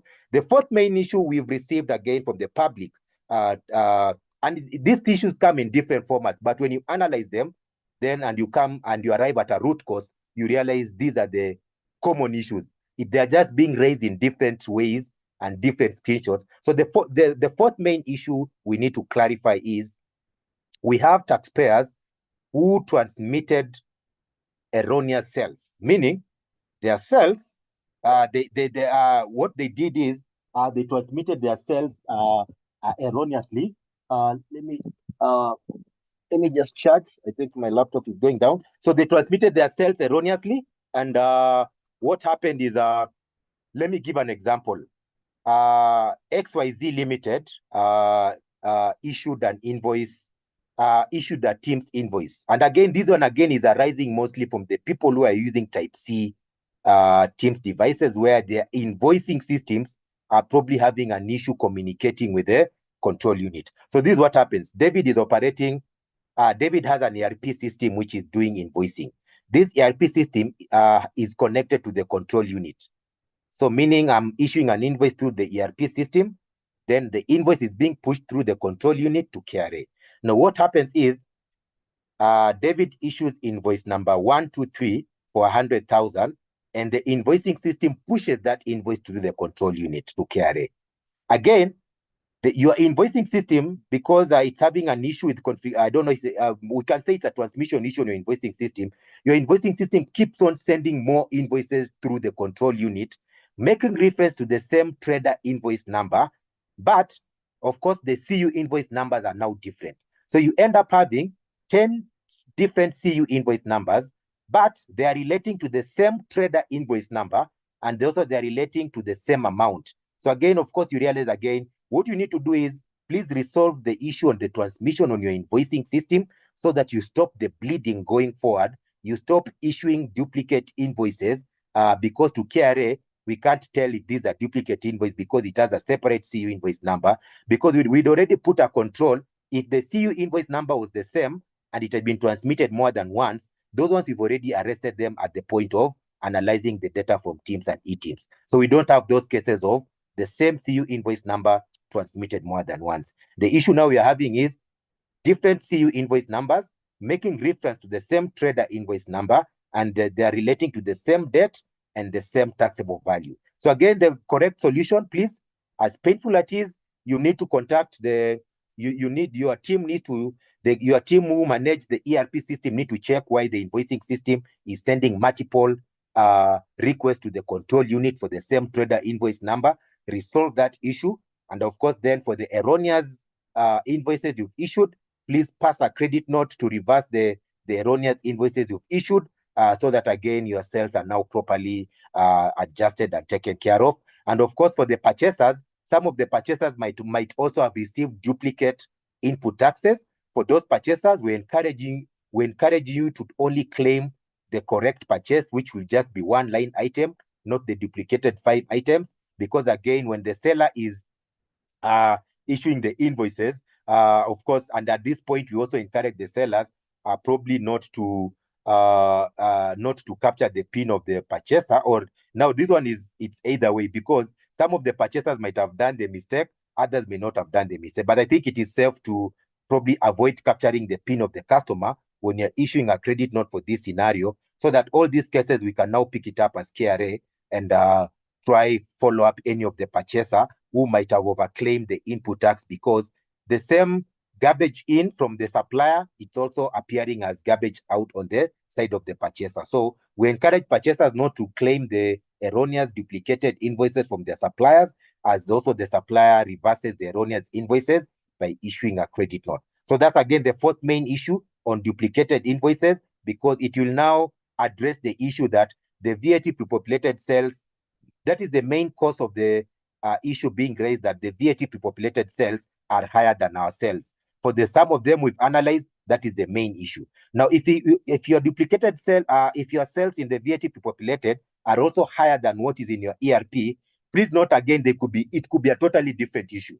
And I know some of us may not want to be aware of this, but probably it may be someone else, especially if you're using type A. It could be someone else probably used your team's device to invoice someone. So again, you really need to do a reconciliation between the VAT pre-populated cells and your ERP cells. And don't be quick again to just do a proper reconciliation with an open mind. No, narrow down to the specific CU invoice numbers which are causing the difference, so that you can be able to address them. Because if you don't narrow down to the specific CU invoice numbers which are causing the discrepancy between your cells as per the ERP and as the cells as per the VAT populated cells, you'll not be able to probably get to the solution, because the solution may be dependent on the root cause of what is causing there. But I've just given you an example of duplicated cells. How is KRA resolving the issue of the duplicated cells? We are going a step further to enhance the rules in the subsequent month, where we are going to add further parameters to help address this issue going forward. But for February, please not resolve the configuration issue on your end, not why your invoicing system is sending multiple requests to the control unit for the same trader invoice number, for the same taxable value. Resolve that. But going forward, from the March return, what KRA we are working on, we are trying to push and see if we can update some of the rules relating to identify these duplicate cells, so that we can use the trader invoice number, we can use the invoice date, and we can use the date, the taxable value, so that we add more parameters to just identify more duplications, so that again, it makes your filing experience, especially for March, to be a better filing experience. So again, that is what we are working on to resolve that main issue. So I think those are kind of the four main issues. Oh, the fifth one is we have in a new less than requirement. 2 minutes, Busaule, Okay. please. Thank you. So the fifth main issue is we've got from the public is from the people who have been filing the return, is you've been getting the error message. And I think, let me go to the error messages at this point, Mendy, as I wind up. Sorry, I think this topic, it's too much in my heart. I think when I speak, it's too dear to me, and I can't, I believe in this return like more than anyone else, I think. Anyway, so these are some of the error messages you're going to get. So even as I explained the last issue, the common issue recurring on the relevant invoice date. So let me give you an example. You realize what I'm displaying? There is an error message telling you your relevant invoice number this with relevant invoice date as per Teams is not declared. Please declare it. Please note this error message relates to credit notes. As I said, it is mandatory to declare credit notes in the purchases sheet F. It is mandatory to declare credit notes in sheet F. And even if some of those credit notes are not relating to a liable input tax, you may still probably be required to capture a portion of that input tax and knock it off against the credit note, because at the point of generating the credit note, there is nowhere it has been indicated that this credit note is relating to prohibited input tax. And even when the seller is doing some sales, there is nowhere written that this sale is prohibited. Prohibition comes in at the point of claiming. So again, please note, if you get this message, just declare the credit note. Please note this number being mentioned is the relevant invoice number. So you need to retrieve, when you go to the section F, you'll be able to see the credit notes. And if they're not there, you can also retrieve them probably from your other accounting system. Those are some of the other errors you'll get. If you are claiming input tax from someone who is in the special table, you'll get that this PIN is not eligible for VAT input deduction. Again, just remove it. Tell the supplier to sort out their issues with KRA. If you've not paid them, of course, you can use that I'm not teaching you bad ways, but I've seen people use that.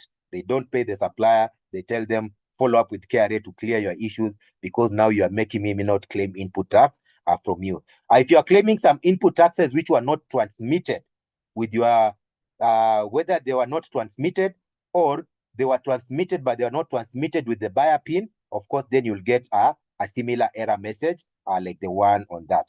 Sorry about that. I think I've just tried to cover as many things as possible.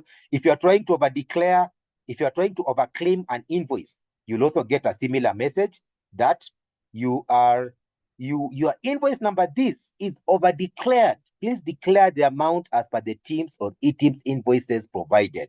Again, could be a rounding off issue, could be something different. So again, you can pick it up. So I think those are some of the common errors. And of course, if you declare less sales than what KRA transmitted, you might get a similar message either under Section B, Section D, or Section E, that please note the total exempt sales, please note the total zero-rated sales, please note the total generated sales cannot be less than this amount as per this. So again, those are some. I think I've tried to just try to cover as many issues and also just address the issue. And of course, there are some of you who are claiming credit notes relating to persons who are in the VAT special table. We've relaxed that, and now it is possible to claim a credit note from someone who was not in the, someone who is in the VAT special table. Only a credit note, not the normal input. So again, that one has been delivered. And we also had another issue where when you are claiming digital supply, your return was not calculating the 16% when you claim an input relating to digital supply. It was a computation issue on the return. We've also resolved it. When you download the return today, it will be able to pick that up. Sorry, Mandy, for going overboard. I'll now I invite my colleagues maybe from Teams and e-Teams to make some comments on maybe some common issues which have been raised on Teams as I go through the chat and just see if there is any unique issue apart from the 4 or 5 major issues which we've consolidated across the country and the way forward which I've given to most of them. Thank you very much, and we wish you well as you attend this training. And immediately after the training, please upload your return and let's work with you to resolve other issues. Follow up with your suppliers for the ones where there is an action point on them to reissue the correct invoice, to give a credit note, to pass a credit note and reissue the correct invoice, resolve the configuration issue. I think everyone probably has a role to play in just making, resolving some of these issues which have come, because from the side of KRA, the pre-populated VAT return has not denied anyone any sale which was transmitted with their PIN, neither has it probably. So the process in the back end is more of a data issue, which is coming from your end more than the validations of the return.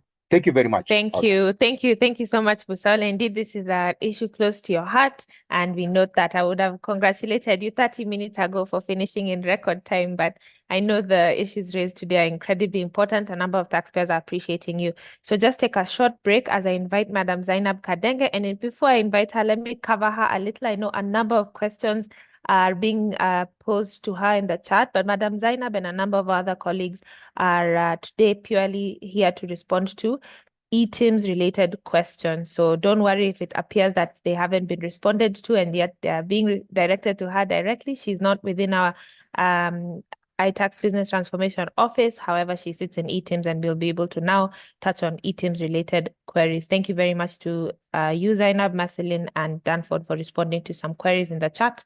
Zainab, good morning once again. Karibu sana. Just kindly, in 5 minutes or less, talk about e-Teams exemptions, kindly talk about e-Teams Lite, and kindly talk about the upcoming deadline of 31st March. And one other issue I've picked up in the chat, actually two, is that our taxpayers are struggling to claim from certain taxpayers, namely KPLC, KPA. Those are in the scenario where the invoices are issued in different currencies or with the incorrect PIN. Safaricom remains a pain point for some of our taxpayers, and county government, specifically in the case of parking fees, and others sometimes it seems hostile entities, small supermarkets, petrol stations, etc. And then, Madam Zainab, if you're in a position at this time, do we have ongoing engagements with our approved ETR suppliers on matters configuration and integration, so that in the next month we have ironed out some of the issues taxpayers are experiencing now? In 5 minutes or less, good morning, Zainab, over to you. Yes, Mandy, thank you for that. Also like to say thank you to Busaule for that wonderful session. Sorry, maybe if you can repeat the issues I need to clarify on. Sorry. No problem, Zainab. Just the issues of eTIMS taxpayers struggling to claim from KPLC, KPA, Safaricom, county governments. Then finally, I ask you to just summarize some of the exemptions for eTIMS, if any, eTIMS transactions rather, or eTIMS or industries or sectors exempt from eTIMS, if any, in 2 minutes, just to talk on eTIMS Lite. And then finally, whether there are any engagements ongoing with our approved ETR suppliers to address and iron out some of the issues we've noted with our configuration and integration of the devices. Thanks, Zainab. And any other issue you've observed in the chat in 5 minutes or less. Thanks. And at this point, maybe I can just request our taxpayers, our esteemed taxpayers, to indulge us for another 5 minutes. Perhaps we can aim to close at 11:35, 11:40 at the latest. Thanks. Zainab? Yes, Mandy, thank you. Thank you for that. So on the issue of KPLC, we are aware, maybe what taxpayers can do, they can just talk to the administration of KPLC so that they can be able to issue them with invoices using the back office. It is with my knowledge, I'm aware that maybe KPLC could be having a Teams device, and mostly they're dealing with taxpayers that are maybe consuming electricity without wanting to claim for those particular invoices. So maybe you can just talk to the administration so that they'll be able to assist you. On other government agencies, we are aware of that, and we are working on that. And then on, maybe I can touch on exemptions that we're currently having on eTIMS, and they include imported services, and then we have allowances that are subject to pay, and then we have passenger ticketing and such like exemptions, and any other exemption that will be updated. And then we also have, maybe I can touch a bit on the eTIMS Lite. On the eTIMS Lite, we have the simplified solutions, that is the USSD and the eCitizen portal. On the eCitizen portal, we recommend taxpayers that are not registered for VAT, and it could be both APINs and PPINs. So we allow that. It gives a very good platform for taxpayers to invoice without having to install any software. And then we also have another option, that is the USSD for taxpayers that are still using they don't actually have smartphones and they're still using kabambes. They can be able to dial *222# so that they can be able to invoice. And then we also have, yes, so those are the solutions we are having. And then we already have ongoing conversations with suppliers so that we can be able to see how we can actually help them, and so that they can be able to support their taxpayers, that is their client, on matters to do with eTIMS or transmission of invoices and any other pending issue. We are having those conversations. We have also invited them to JCOT Tower so that we can have more engagement with them, so that we see on where to support. And then I think that's about it. And then maybe I can talk about the deadline that is fast approaching. I want to encourage taxpayers that they should be able to come and onboard eTIMS as soon as possible, so that we don't have a rush hour of maybe 29th, whereby everyone is at the office and it's a Friday and we have mail streaming, and not be able to assist everyone past maybe 9 p.m. or maybe 6 p.m. as will be guided. So I'm highly encouraging taxpayers to come and onboard as soon as possible. So thank you, Mandy, for the wonderful session, and Mr. Busaule. And from eTIMS Operations Unit, we just want to say we are here to support taxpayers to the maximum ability we can be able to do that. So thank you. Okay, thanks Zainab, and thanks Mandy for just being our host and organizing this. Allow me just to make some few closing remarks again. Allow me to just make some few closing remarks on some of the issues.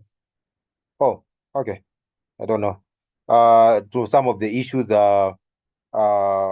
touching on this is someone has said on the clarifications we've given, they are encouraging us to have an FAQ, and actually we're working on an FAQ because it will be a rich FAQ, because now we'll be actually having real issues from the ground. So I think that is a work in progress. But part of the support framework KRA has put relating to the VAT populated return is you can reach out to our contact center through call, through emails, through social media. You can reach out to your account manager at the respective tax service offices. And of course, some of the issues they cannot resolve, they're escalating to us, and we're giving them the clarification. But as I can say, the 5 issues I've covered are covering 99% of the issues being raised by different people relating to the VAT populated return. So it's only that the questions come in different formats, and I think the support framework is there on KRA at different levels. So again, you can engage at that level if you joined late. On the issue of visibility, I forgot to mention this. Please note, KRA, we are working on making further changes to enhance your customer journey relating to the VAT populated return. Not that it is a prerequisite for you to file, but it will enhance your journey and your customer experience going forward. And some of the things we are working on enhancing the visibility of you as a taxpayer to the invoices even before the month comes to an end. How have we been able to achieve that? We are in the course of this month, probably by end of this month, we are going to enhance the invoice checker so that it will be able to display the buyer's name and the date of transmission. It's going to resolve 99% of the issues you are getting, because the moment you get your invoice, you check in the invoice checker or you scan the QR code, it will be able to tell you if your buyer PIN was transmitted by the supplier or not. So it will not just be that the CU invoice is valid, it will be that the CU invoice is transmitted. So it will also help you and your suppliers to take corrective actions within the month. And it's part of the transition.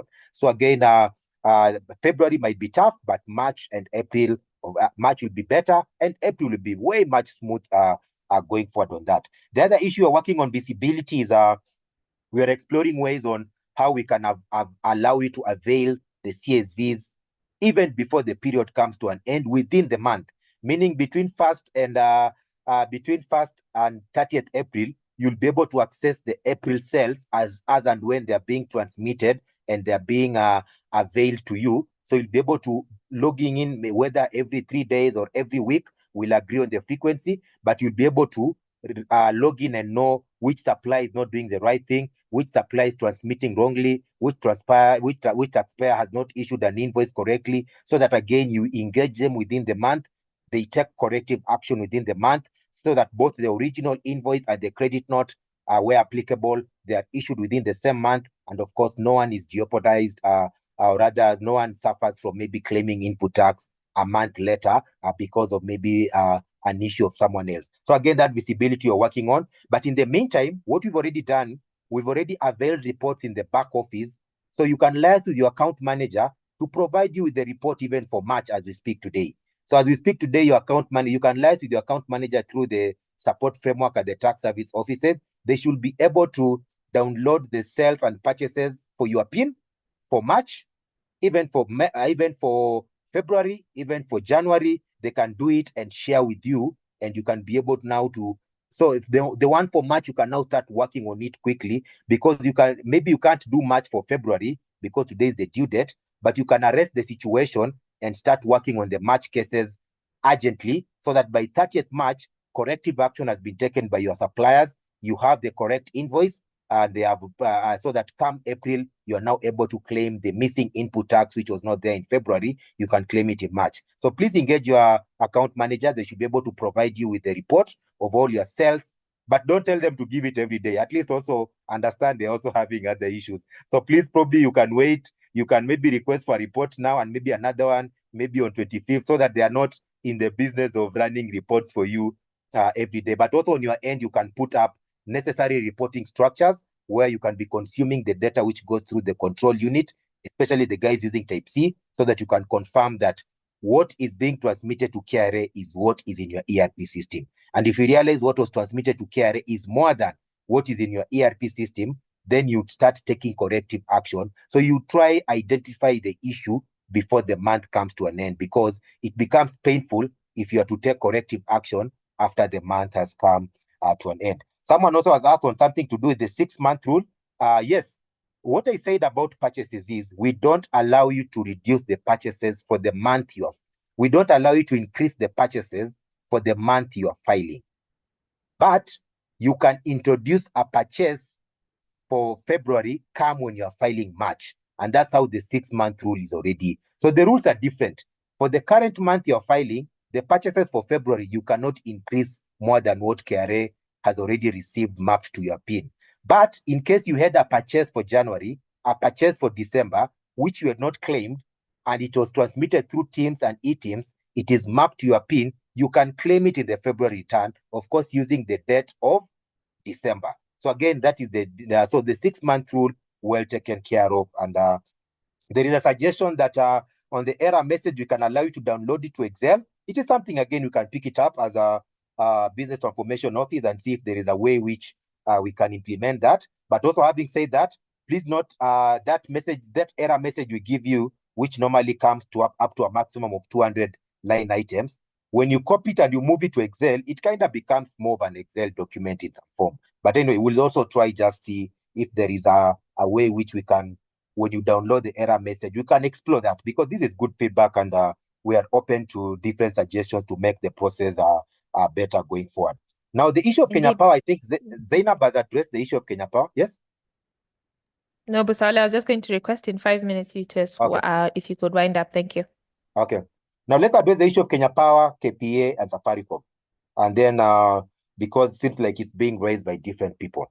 We are all aware that KPA transmitted, and it's public knowledge, I believe, because some of you are your clients, so it's something we can comfortably mention. KPA made a mistake to transmit their sales in dollars instead of Kenya shillings. And as we speak today, they have already made a request to KRA to make certain considerations. KRA will respond to KPA, and depending on that response, they'll be guided on the next course of action. Because as per the TPA, you can invoice your customer in a foreign currency, but all our returns and all our invoices in the CU, they should be invoiced in Kenya shillings. So we are not stopping anyone from having a dollar-denominated invoice, but please note, when you're transmitting the details to the control unit to KRA, you should have done the conversion and transmitted the details in Kenya shillings. So that is on KPA. So until that way forward is provided, you'll realize some of you are having input tax of 120, but it is $120 and not 120 Kenya shillings. Ideally, maybe the input tax was supposed to be 18,000.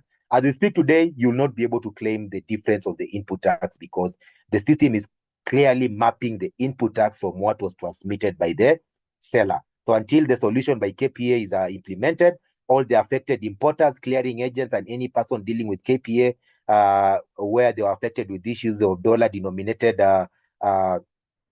invoices, please note that is in progress. The solution KPA will be given. Will now probably, after we communicate with them, they'll probably reach out to you guys and notify you, or we'll cover it in a subsequent training once the training. For Kenya Power is on Teams, and we've seen a number of you guys having invoices on Kenya Power. So probably if some Kenya Power bill is missing and it is postpaid meters, please liaise with them, because probably either your account is mapped with the wrong PIN or something just happened on their end. They should be able to take that corrective action. And also for Kenya Power, they told us they have an alternative way of generating invoices for prepaid customers. So if you are a prepaid customer, engage Kenya Power. There is a way which they'll facilitate you with a tax invoice relating to the prepaid bill you are doing. And I think with those few remarks, I think the other main issues have been repeated. But please note, we are, because of time, we wish to bring this to an end. In case you have a unique issue which was not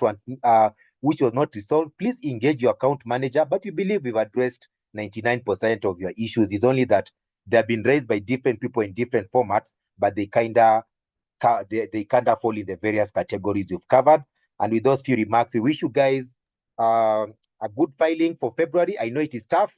We understand that it's a first month. It may be tough, but it will become better. We need to learn from the mistakes we've done, especially from your end, because most of the challenges which you're experiencing, they're actually caused by either your invoicing system or your supplier's invoicing system, and not necessarily the checks the return is applying. Having said that, we are willing to work with you even after the filing season to make the VAT pre-populated return a better return, to to achieve its purpose of twin purpose of simplification on one end, and on the other end, enhance VAT compliance and basically just tax compliance and customer experience going forward. With those few remarks, wish you guys well, and back to you, Mandy. Asante sana. Thank you so much, Busaule. As you mentioned, there's a number of support channels that we've offered. Key among them being that this session was recorded. Yesterday's session was recorded, live streamed, and is available on KRA social media platforms. That's Twitter, Facebook, LinkedIn, and YouTube. So please make reference to that today as you work towards filing your return. 90% of the questions that perhaps were not directly responded to in the chat were responded to throughout the presentation. And if you are able to re-listen, I think you'll be able to receive guidance. So recordings are available. We also have a step-by-step guide available on the KRA website that can guide under the publications tab how to go about each of the issues step by step. As Busaule mentioned, we have an account management structure within KRA, and account managers have been empowered with some visibility of some of your transactions. So if you reach out to them, they can also guide on how to move forward effectively. Kindly note that perhaps I'm preempting Busaule, but I trust we'll have trainings as well in April. So once you see those links, please feel free to join. Again, your feedback is used to incorporate in order to improve on the system, because I think, as Busaule had mentioned, we are headed towards a web-based return, which will be equally simplified and easier to file once we're all on board and being compliant. I think by and large we've addressed the key issues, but please, again, let's highlight that there are support channels available, our recordings, our step-by-step guide, our account management structure, and our trainings that are upcoming in April.